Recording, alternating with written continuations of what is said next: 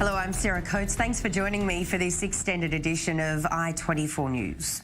At least 7 people have been arrested in Jerusalem with renewed protests underway with an Israeli police officer who shot dead a 19-year-old Ethiopian Israeli in Haifa, today released from house arrest. Now, the officer, who's not been publicly named, was off duty when he shot Solomon Tekke at the end of last month. He says he was trying to break up a street fight when 3 youths hurled rocks at him, endangering his life. He says he fired at the ground and did not target anyone. Now, the shooting sparked mass protests across Israel, many of them turning violent. The case reigniting claims of racism by law enforcement. Today, a special Knesset session was convened on Israel's Ethiopian community with Tekke's family in attendance. I-24 News caught up with the victim's cousin and a protester at the Israeli parliament. We must have justice. Trust me, we are fighting for justice. This kid in the playground was killed in cold blood. The officer who killed him needs to be brought to justice. We're not violent people. We want the law enforcement to uphold the rule of law. We are here today to make ourselves heard and to shout that we're an inseparable part of Israeli society and we deserve protection like every other citizen. If it had been another youth who wasn't of Ethiopian origin, I'm not so sure a gun would have been pulled, and this is why we're protesting, on the ease of pulling out a gun. Staying on the topic, and social activist and lawyer Elias Inbram joined Jeff Smith on the Daily Dose today, claiming that the Israeli police are creating a narrative just to free the officer. I think that the police investigation, they are creating a narrative just to release and to let free the officer. We disagree with that. We think that also that they created a new paragraph in the Israeli law called manslaughter, like killing someone by mistake. Yes. There is no mistake here. He took the gun and shoot straight to the guy. This is not a manslaughter. This is not a manslaughter. This is a killing. You know, at least he has to get a few years in the jail. You know what? If they are legislating new laws or new paragraphs, maybe they can kill us by saying this is euthanasia. You know, take us to Switzerland or take us to Kiryat Chaim and call us euthanasia. It's ridiculous. And by the way, where's the Jewish communities in diaspora? You know, they did a lot for the Ethiopian Jews to immigrate to Israel, but when it comes to racism, they are quiet. In America, they are quiet. In Europe, they are quiet. They are quiet everywhere. And that's really sad. You know why is that sad? Because we, as a Jew, always fighting against the anti-Semitism. But the BDS and all the anti-Israeli organizations, they can tell us, you are racist, don't claim about anti-Semitism. And we have to fight against racism first before we fight against anti-Semitism. There's a new warning coming from Iran over the nuclear deal. It says it will return to the way things were before the 2015 nuclear accord with world powers unless European countries fulfill their obligations. A spokesperson for Iran's nuclear agency saying that these countries need to do more to guarantee it gets the economic benefits it was supposed to receive in return for curbing its nuclear program under the deal. Meanwhile, President Hassan Rouhani says that Tehran is ready to hold talks with America if Washington lifts sanctions and returns to the deal it pulled out from last year. Britain's Foreign Secretary Jeremy Hunt weighing in, saying there's still a small window to salvage the deal. Iran is still a good year away from developing a nuclear weapon. We think there is still some closing but small window to keep the deal alive. We believe the alliance between the UK and the US has been the foundation of global peace and prosperity over the last 75 years. But friends sometimes disagree, and when we do so openly. This is one of the very rare occasions when we do disagree, but that doesn't mean we don't work very closely with them in the pursuit of peace. A French-Iranian academic has been arrested in Iran and denied contact with consular officials, this according to the French Foreign Ministry. Iranian media is reporting that anthropologist Fariba Adel-Kaha has been taken in on suspicion of espionage, with France releasing a statement calling for her to be visited by consular staff and for Tehran to shed full light on her situation. Outrage from both Israeli and Palestinian officials and the United Nations after Fadi Hamad, who's a senior member of Hamas, which rules the Gaza Strip, released a video calling for Palestinians around the globe to kill Jews. Now, the clip, which was aired to coincide with the weekly Friday protests on the Israel-Gaza border, shows Hamad saying that if this siege is not undone, we will explode in the faces of our enemies with God's permission, adding that 7 million Palestinians outside, enough warming up. You have Jews with you in every place. You should attack every Jew possible in all of the world and kill them. Now, the border protests have been ongoing now since March last year, with at least 295 Palestinians and 7 Israelis killed. Now to news from Russia, and a Hamas delegation has just arrived in Moscow for meetings with Russian officials. The delegation is led by Musa Mohammed Abu Mazouk, who is the deputy chief of Hamas's political bureau. Israel has in the past expressed fury over Russian invitations for the group that it classifies as a terrorist movement. Russian officials rejecting Israel's objections, noting that the Jewish state was itself talking to the group.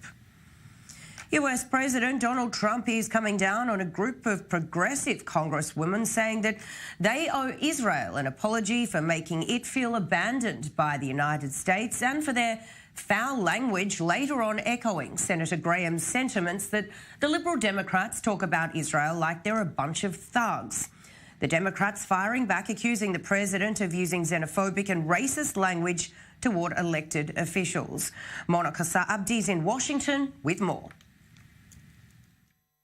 This morning, new tweets from President Trump targeting congresswomen of color, still not naming names, but criticizing Democrats for defending the women who, in an earlier tweet, he told to go back and help fix the totally broken and crime-infested places from which they came. The president not only evoking an old and widely established racist phrase, but failing to acknowledge that 3 of the 4 minority congresswomen the comments were directed at were born in the United States, the other a naturalized citizen. And now overnight, Trump tweeting in part, quote, their disgusting language and the many terrible things they say about the United States must not be allowed to go unchallenged. A group of people that came from, I don't know where they came from. Democrats have been quick to condemn the president's comments, calling it, quote, xenophobic and hate-filled. I am freaking appalled that the president of the United States conducts himself in such a disgraceful and racist way. All 4 women have been highly critical of Trump's immigration policies and the president's long-threatened deportation raids that launched Sunday. They're going to take people out and they're going to bring them back to their countries. The major operation to arrest and deport up to 2,000 undocumented immigrants sparked nationwide protests and instilled fear in migrant communities. But so far, immigration groups and local officials say they haven't seen it. New York's mayor tweeting, quote, no confirmed ICE activity. ICE, however, confirms it's out there. Meanwhile, the White House has just moved to ban asylum for migrants who cross the US southern border after passing through Mexico, just the latest attempt to stop the flow of immigrants into the country. Attorney General Bill Barr releasing a statement saying the United States is a generous country but is being completely overwhelmed by the burdens associated with apprehending and processing hundreds of thousands of aliens along the southern border, adding it will decrease forum shopping by economic migrants and those who seek to exploit our asylum system to obtain entry to the United States.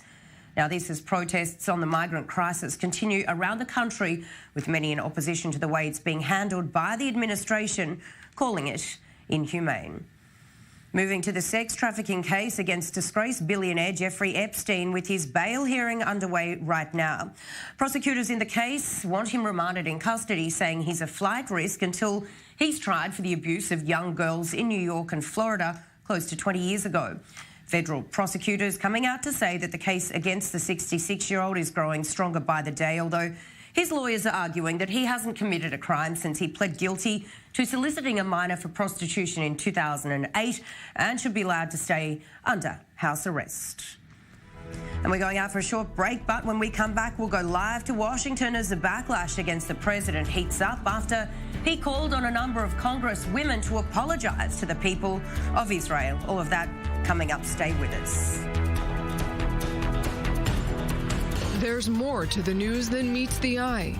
Many voices, many faces, with interests often at odds. We take you deeper beyond the headlines, inside the drama, the controversy, perspectives. There's more than just one view.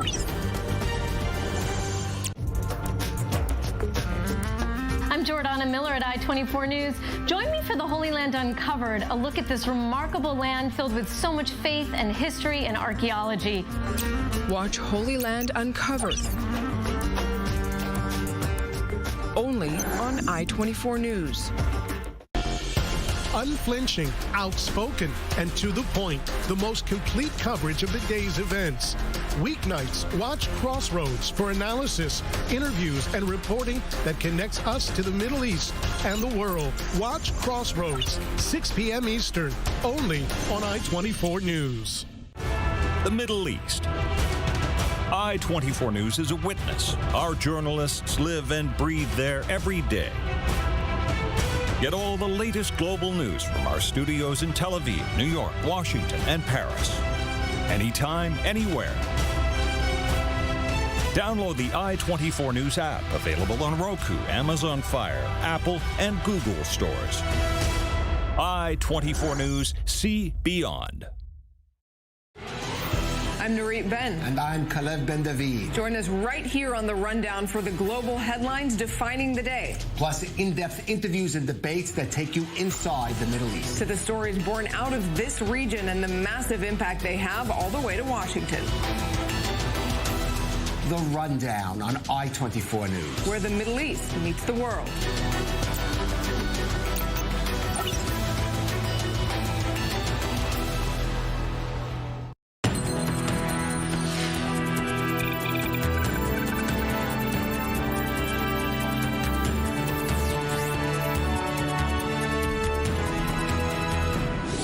Thanks for staying with us. US President Donald Trump's Twitter tirades are continuing, with the president demanding that a number of what he calls radical left-wing congresswomen apologise to the people of Israel over their, quote, foul language.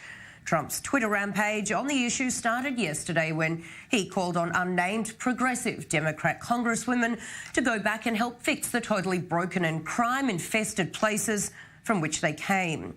Now, it's thought he's referring to a raft of new members of Congress, many of them young, female and from minority groups. And for more on this story, let's go live now to our correspondent Shayna Astulan, who is standing by in DC. Shayna, nice to have you on. Firstly, tell me, why is the president invoking Israel in his attack, rather, on progressives? Is it to please his evangelical Christian base?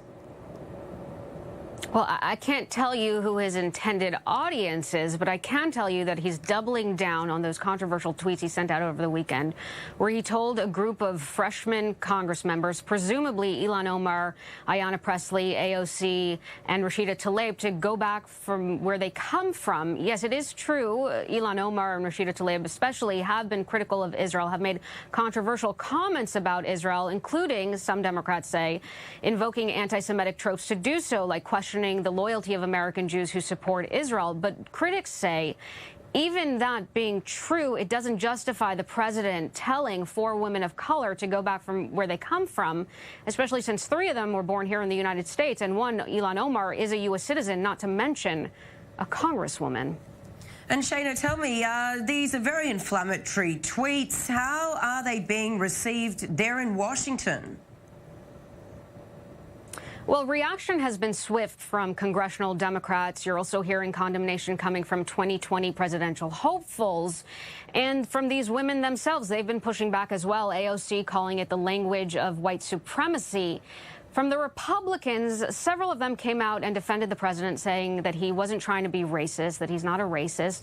You are now seeing 1 or 2 coming out and saying what he said was wrong, but you're not really going to see a chorus of condemnation coming from the Republicans because they're in a tricky position. They recognize the president has all the power right now in his party. He controls the base, and Republican lawmakers need the support of that base. And Shayna, onto another topic. In a conference is being held on anti-Semitism today with Bill Barr speaking there. Tell me, what has he had to say?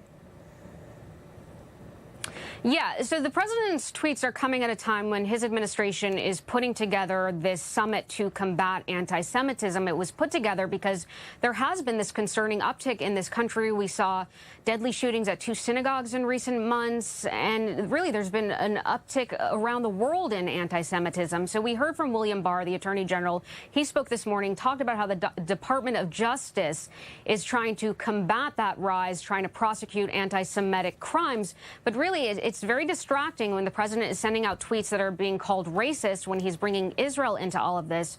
We did reach out to the Israeli embassy to see if they had any reaction. They did not comment on the president's tweets. All right, Sienna still in there in Washington. Thank you so much for the update. Israel's president has met with his South Korean counterpart in the Southeast Asian country, with Reuven Rivlin invited by Moon Jae-in and will be there Thursday. Now, the president's being accompanied by 2 delegations from Israel's business and academic sectors. They're expected to sign agreements for further cooperation between the 2 countries. In November, South Korea said it was buying 2 advanced radar systems from Israel that are meant to improve its ability to detect incoming missiles. I24 News reporter Ariel Levin-Waldman tells us just how the markets have opened up. East Asia has become one of Israel's primary trade regions, and South Korea holds some of the biggest sectors of Israel's markets. 15% of cars sold in Israel are Korean, 20% of cell phones. Our 2 countries possess matching economic structures and share the goal of nurturing advanced industries. I believe there is potential for further developing our bilateral ties. A total of $2.7 billion in bilateral trade every single year, and a host of research agreements. That's why Israeli President Reuven Rivlin is in South Korea with an entourage of Israeli businessmen. And while technology and innovation are the cornerstones of the presidential meetings, defense is still on the menu. The problem of both leaders of Israel and Korea is to protect our people, because the threat of missiles is very dangerous, not to the front, but to the civilians.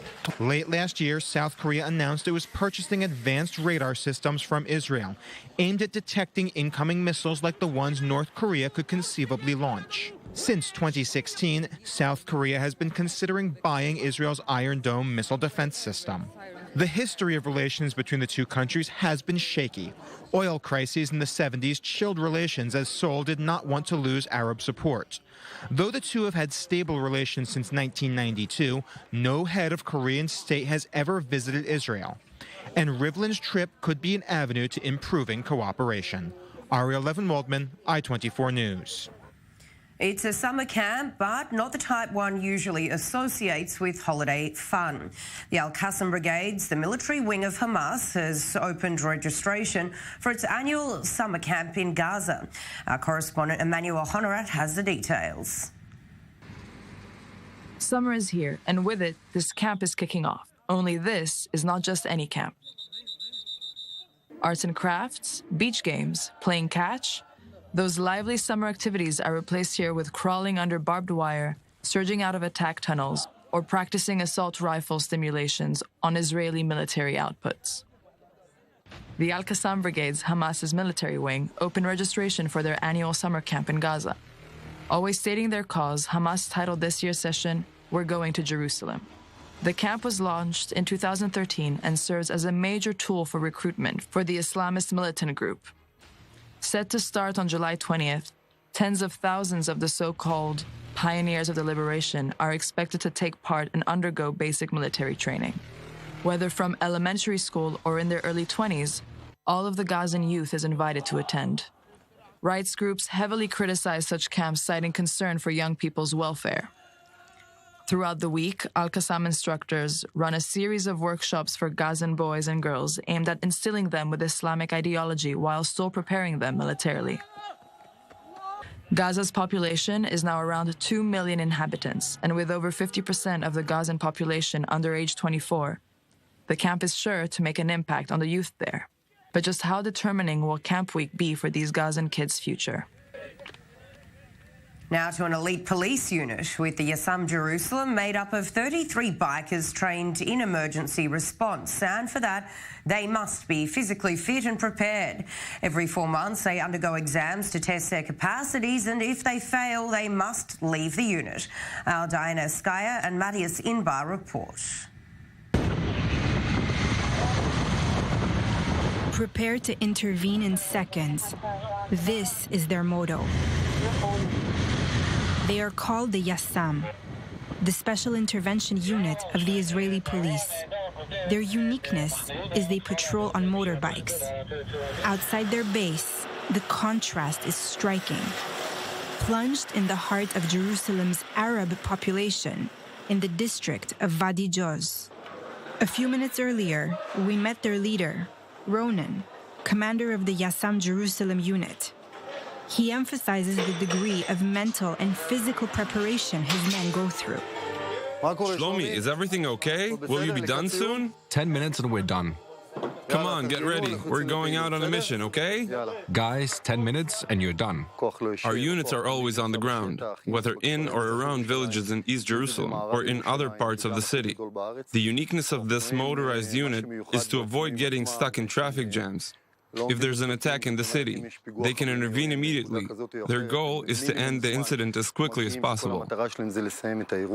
Also, we're to train for maneuvers that they will have to continuously use for 9 hours at the controls of their engines.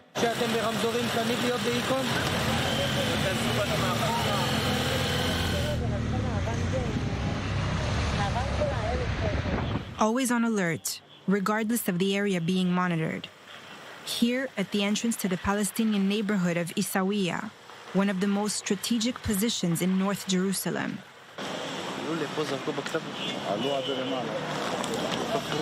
We specialize in managing serious incidents. We must provide the most appropriate response to incidents in the district of Jerusalem, be it attacks or demonstrations. We have the experience, we're constantly available, able to intervene in less than a minute. But there is a price to pay. On the 9th of October 2016, their colleague, Yosef Kirma, is fatally shot by a Palestinian terrorist in Jerusalem. We work as a team. We know each other perfectly. I know how he will react and vice versa in all situations. We live it on the ground. We have already been attacked while we were driving during clashes, and they tried to knock us over. There is almost nothing to do in this case aside from getting away from the violence and getting off the motorcycle to react. For these special unit officers, it's a mission beyond a simple job. As a commander, it's a privilege to lead the best fighters of the Israeli police. But it's also quite a mission. Waking up in the morning and protecting Jerusalem is a privilege, full of adrenaline. First to be in Isawiya, then an hour later, head to deal with ultra-Orthodox protests, and then return to Palestinian neighborhoods.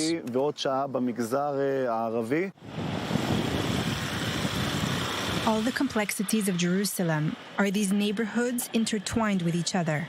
200 meters from Isawiya, you find yourself in front of the Hebrew University's campus and this mini mall in the French Hill neighborhood. The Yassam then take us to the center of the capital. A different atmosphere and different people, but still so much tension. To have to intervene in a few seconds in such a dense area, including in the heart of the traditional Machane Yehuda market. The speciality of this unit is to be the fastest operative mission and answer against any terror incident in Jerusalem and, of course, in the Middle East. Israel's helping residents in flood-ravaged parts of Indonesia with 20 water treatment facilities installed in Sulawesi in the past week. Now, Indonesia is the largest Muslim country in the world, and Israel has no diplomatic relations with it, but the Foreign Ministry has transferred this equipment to the Indonesian Red Cross following months of flooding in the region.